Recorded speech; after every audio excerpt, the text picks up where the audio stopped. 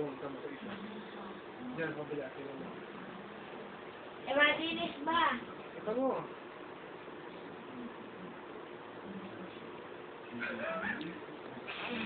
Tama na, tama na, tama na. Tama na. Julia, pag sinabing tama na. Ang hirap. Julia, yung tubig pag natapon to, basa.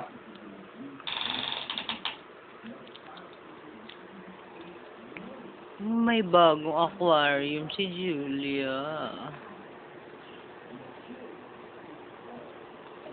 Anong fish sa ilalagay dyan, be? Yung mga gapi? Dapat goldfish na lang. Narinig mo yun, ang galing ka na.